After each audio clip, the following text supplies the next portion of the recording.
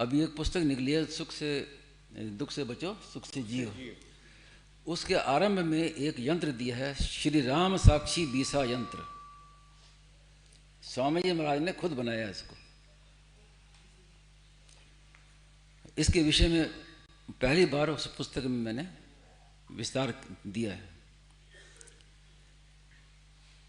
तो स्वामी जी महाराज के विषय में तो कई लोग जानते हों कि महाराज जी हर एक कई विद्याओं के जानकार थे।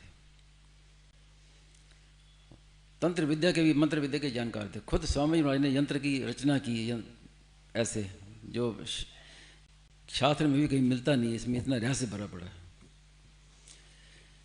तो ये महाराज जी ने कहा कि जब जोधपुर में पढ़ते थे स्वामी जी महाराज, युवावस्था में जोधपुर में पढ़ते थे, उस समय होलाष्टक आया। तो होलाष्टक की छुट्टियां थी, पढ़ाई बंद थी, हाँ होली के बाद। तो होलाष्टक में स्वामी जी महाराज ने फिर ये बनाया यंत्र। और इस यंत्र को मैं चाहता था कि पहले मानस में नाम वंदना में ये यंत्र छपा था, तो काले अक्षर छपा था, ब्लैक एंड वाइट, उसमें रंगीन नहीं हुआ। तो मैंने सोचा इसको रंगीन में किया जाए और इसके वास्तविक तात्पर्य को, अर्थ को प्रकाशित किया जाए। तो मैं तो केवल कहते था, सारे परिश्रम तो ब्रह्मचारी जी ने किया। इन्होंने कितने आर्टिस्टों को बदला, कोई आर्टिस्ट का सही से बना नहीं सके, कहीं ना कहीं कमी रह जाए। मेरे पास भेजते थे, मैं कहता ये तो कमी है, फिर बनाओ। तो कितनी बार बनवाया होगा, आखिर में जाके इस रूप से ये बना। इसमें क्या विलक्षणता है इसका तो कोई वर्णन नहीं कर सकते। इतना स्वामी जी महाराज से बात सुनी है कि संसार का ऐसा कोई कार्य नहीं है जो ना हो सके, इतनी विलक्षणता। संसार का ऐसा कोई काम नहीं है जो इससे ना हो सके। लेकिन ज़्यादा प्रचार इसका इसलिए नहीं हुआ कि आजकल अधिकारी नहीं मिलते, दुरुपयोग करने वाले ज़्यादा मिलते हैं, अधिकारी नहीं मिलते, इन बातों का प्रकाश नहीं हुआ। तो मेरे मन में आई थी कि एक बार आपको इसको समझा दिया जाए, क्योंकि पुस्तक में ये मेरी बात मिलेगी नहीं। ये यंत्र है, इसमें 2 स्वस्तिक हैं, एक सीधा और एक उल्टा स्वस्तिक। एक तो ये स्वस्तिक हो गया और एक ये स्वस्तिक उल्टा। तो सीधा स्वस्तिक है ये सृष्टि चक्र। जब सृष्टि का निर्माण होता है तो जो परिक्रमा प्रदक्षिण क्रम है ना, उस क्रम से सृष्टि का निर्माण होता है। इसीलिए मंदिरों में जाते हैं तो इस क्रम से प्रदक्षिणा करते हैं। और जब प्रलय होता है तो इसका उल्टा क्रम होता है, उल्टा स्वस्तिक। ये प्रलय का, तो सृष्टि का प्रतीक है, प्रलय का प्रतीक है।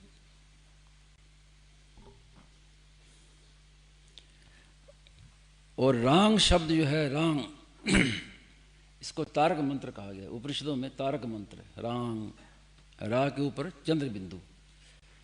तो कई लोग पूछते भी हैं, जैसे गां है, रा है, इसका उच्चारण कैसे किया जाए। तो कोई कहते हैं कि रांग रांग रांग, वो भी गलत है। और राम राम राम करे, ये भी गलत है। गम गम गम, ये भी गलत है। गंग गंग गंग करे, ये भी गलत है। तो ये चंद्र बिंदु क्या है कि अर्ध अनुस्वार, गां गां गणपते नमः, ये उसका उच्चारण है। तो ये रा है, रा, ये बीज मंत्र। और इस यंत्र की विशेषता ये है कि आप चारों ओर से देखेंगे तो आपको राम मिलेगा। ये रा और ये आगे माँ, चंद्र बिंदु माँ।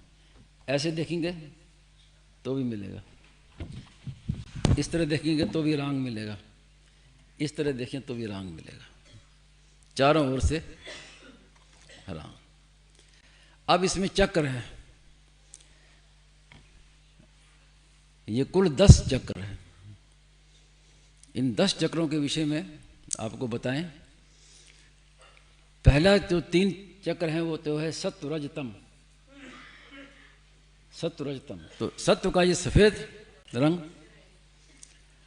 रजोगुण का लाल रंग है, तमोगुण का काला रंग है। आपको शायद, मुझे मालूम नहीं सब पता है कि नहीं पता, अपनी संस्कृति में हर एक चीज़ का रंग बताया गया। हम संगीत करते हैं, सा रे गा मा, इन सब का अलग अलग रंग है। सा का रंग अलग है, हरा रंग है, रे का अलग रंग है, माँ का अलग रंग। और जितने जो हाँ सारे गामा इन सब का रंग अलग अलग है। और जो रस है, माधुर्य रस है, वात्सल्य रस, रौद्र रस, इनके भी रंग हैं अलग अलग। तो हर एक चीज़ का रंग मैंने संग्रह किए हुआ है साहब, आके प्राय ये बातें मिलती नहीं हैं। तो ऐसी संस्कृति में हमारी ऐसी विलक्षणता है कि हर एक चीज़ का एक रंग है। तो ये सत्व रज तम कभी रंग होते हैं। तो सत्व का रंग है सफ़ेद, रजोगुण का रंग है लाल, और काला है तमोगुण। ये 3 चक्र तो सत्व रज तम हो गए। उसके बाद 5 चक्र हैं, ये है पंच महाभूत। पहला है पृथ्वी तत्व। तो पृथ्वी तत्व का रंग पीला कहा गया। दूसरा है जल तत्व। तो जल तत्व सफ़ेद। अग्नि तत्व लाल। और वायु तत्व, वायु का रंग हरा है। बहुत कई लोग नहीं जानते होंगे कि वायु का भी कोई रंग होता है। वास्तव में वायु का रंग होता है, वायु का रंग है हरा। तो महाराज ने बताया कि जैसे कोई पेड़ पैदा होता है ना, अंकुर पैदा होता है, अंकुर तो वो सफ़ेद होता है। तो हरा रंग जो है, जो पेड़ पौधे हरा रंग ये वायु से लेते हैं। वायु लगने से वो सफ़ेद का धीरे धीरे हरा हो जाता है। तो ये हरा रंग वायु का कहा गया। काला रंग है आकाश का। आकाश का रंग काला है। ये तो हो गए पंच महाभूत। अब 2 सगुण और निर्गुण। एक निर्गुण रूप और सगुण है समग्र। स्वामी ने कहा कई जगह कि जो समग्र है वो सगुण ही हो सकता है, क्योंकि निर्गुण में सगुण का निषेध है, लेकिन सगुण में निर्गुण का निषेध नहीं है। तो ये सफ़ेद रंग है निर्गुण का वाचक, और ये लाल रंग है, ये है समग्र का सगुण का वाचक। अब इसमें दी हुई है भगवान के चतुर्भुज, भगवान के 4 आयुध, शंख चक्र गदा पद्म। तो ये ऊपर चक्र है, ये गदा है, ये निशंख है, और ये गदा है, और ये है पद्म। तो भगवान विष्णु के 4 आयुध इसमें आ गए। अब इन सब का जो मूल है वो है बीसा यंत्र। तो बीसा यंत्र कई प्रकार का होता है। तो एक बीसा यंत्र होता है नराकृति बीसा यंत्र, जिसके लिए स्वामी महाराज ने कहा कि ये संसार का ऐसा कोई कार्य नहीं जो ना इससे हो सके। तो ऊपर ये कि 1 4 7 8 ये संख्या दी है, यहाँ 9 6 3 2 और ये ऊपर 5। तो इसको जहाँ से भी गिनेंगे, किसी भी रूप से गिनेंगे तो इसका टोटल जो है 20 ही आएगा। तो ये 20 यंत्र है। तो अभी और तो क्या बताएं, कई रहस्य इसमें भरे पड़े हैं। अब देखिए महाराज ने युवा अवस्था में बनाया इसको, वो भी बताता हूँ। नीचे श्लोक लिखा है, भी स्वामी जी महाराज ने खुद बनाया है। इस श्लोक में स्वामी जी का महाराज का नाम छुपा हुआ है। वो अर्थ में दिया है कि श्रुतियों में वर्णित भगवान श्री राम प्रलय के समान संपूर्ण सृष्टि को अपने उदर में रखकर साक्षी रूप से स्थित रहते हैं। उन्हीं साक्षी रूप भगवान का ये साक्षी यंत्र है। राम साक्षी यंत्र, विषय यंत्र बताया, जिसके आरंभ में राम है और मध्य में सुख है। ऐसे राम सुखदास के द्वारा लिखा गया। निधाय माया मुदरे स्वकीय संतिष्ठिते राम इति श्रुतं यत् तत्साक्षी यंत्रम लिखितम सुखेन रेफेन मध्य प्रगतेन मेन।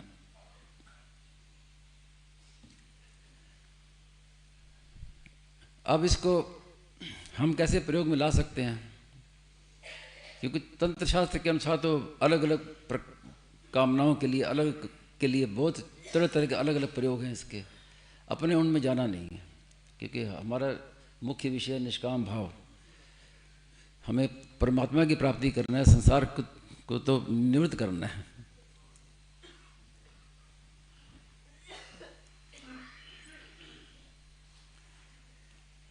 ये उस पुस्तक में तो दिया हुआ है, तो अपने ये विचार किया था कि इसको अलग से बनाया जाए और उसको वो लेमिनेशन करवा के कि कोई रखना चाहे तो रख सके। तो वहाँ से लाए नहीं, तो आज ये इमरजेंसी में बाजार से बनवाए 3-4 नहीं, कितने बनाए? 50 है। 50 बना दिए? हाँ। अच्छा, जो लोगों के लिए भी रखा। इसको फ्रेम में लगा सकते हैं, जो फ्रेम में पकड़। हाँ, इसका ऐसा है कि इसको अपने सामने अपने मंदिर में, अपने उपासना स्थल पर इसको रखे, सामने रख कर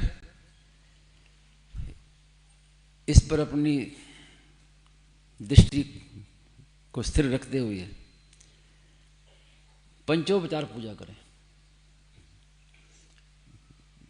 फूल चढ़ाएं, दीपक दिखाएं, धूप दें, नहीं साक्षात रूप से।